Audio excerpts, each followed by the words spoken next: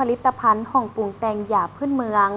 หวานลือสีคูณศัพท์มีความภูมิใจที่ได้เข้าร่วมวางจำหน่ายสินค้าในงานบุญนมัสการพระธาตุหลวงเวียงจันทร์ประจำปี 2025 เพื่อให้มวลชนเข้ามาเที่ยวชมในงานบุญได้รู้จักกับผลิตภัณฑ์ของคนลาวทั้งเป็นการโฆษณาให้หันมาสวมใส่สินค้าที่คนลาวสร้างขึ้นเองท่านป้าภูวีเจ้าของห้องปรุงแต่งยาพื้นเมืองหวานลือสีคูณศัพท์บ้านโน้นสว่างเมืองเวียงคำแขวงเวียงจันทร์มีความภูมิใจที่ได้นำเอาผลิตภัณฑ์สินค้าของตนมาร่วมวางแสดงและจำหน่ายในงานบุญนมัสการพระธาตุหลวงเวียงจันทร์ประจำปี 2025 ในระหว่างวันที่1-5 พฤศจิกายนเพื่อให้มวลชนที่เข้ามาเที่ยวชมในงานบุญได้รู้จักกับผลิตภัณฑ์ของคนลาวทั้งเป็นการโฆษณาให้หันมาสวมใส่สินค้าที่คนลาวสร้างขึ้นมาให้นับมือหลายขึ้นซึ่งผลิตภัณฑ์ที่นำมาร่วมวางแสดงและจำหน่ายในงานครั้งนี้มีคือ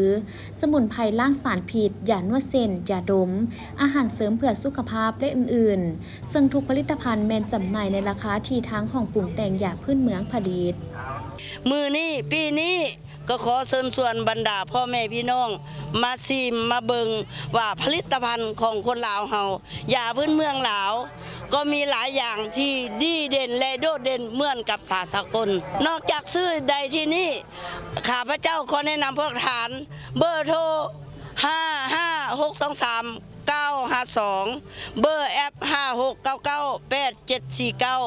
ฐานสามารถสั่งได้ข้าพเจ้าส่งต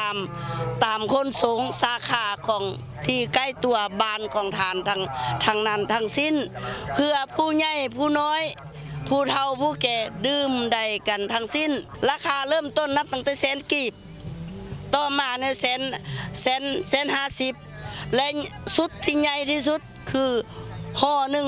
650,000 กีบกินได้50 มื้อโดยกินทั้งครอบครัวอันนี้ก็ขอเชิญชวนแล้วจะมีสมุนไพรมียานวดยาดมและก็มีสเปรย์ซีดและก็จะมีอาหารเสริมเพื่อสุขภาพครบ5 หมู่แล้วก็มีสมุนไพรหลายตัวเพื่อเว้าเรื่องสุขภาพกินอาหารให้เป็นยาดีกว่าจะกินยาเป็นอาหารฮักตนเองฮักสุขภาพชีวิตให้ยืนยาวขอขอบอกขอบใจพ่อแม่พี่น้องคนลาวทุกท่านขอขอบอกขอบใจหลายๆขอมาเชิญชวนมายื้อยามผลิตภัณฑ์ของหวานลือสีคูณศัพท์บ้านโน้นสว่างเมืองเวียงคำแขวงเวียงจันทร์ยินดีต้อนรับให้ดื่มให้ชิมให้ลองและก็มีหมอนวดทานได้เจ็บเส้นเจ็บเอ็นกระดูกนีบเส้นเครียดเส้นตึงยินดีต้อนรับเพราะอยู่นี่เป็นบอลจุดแก้เส้นและปลดเส้นโดยอัมพฤกษ์อัมพาตก็ขอให้มีบุญสัมพันธ์ได้พวกกันเนาะขอขอบใจท่านป้าภูวียังได้บอกให้ฮู้ตื่มว่า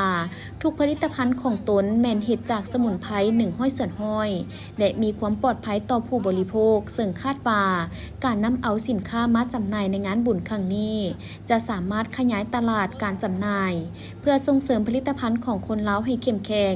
โดยรวมแล้วบรรยากาศการซื้อขายสินค้าในงานบุญแม่นฝุดฟื้นหลายเป็นพิเศษนอกจากห้องปรุงแต่งยาพื้นเมืองหวานลือสีคูณศัพท์ยังมีหัวหน่วยธุรกิจห่าง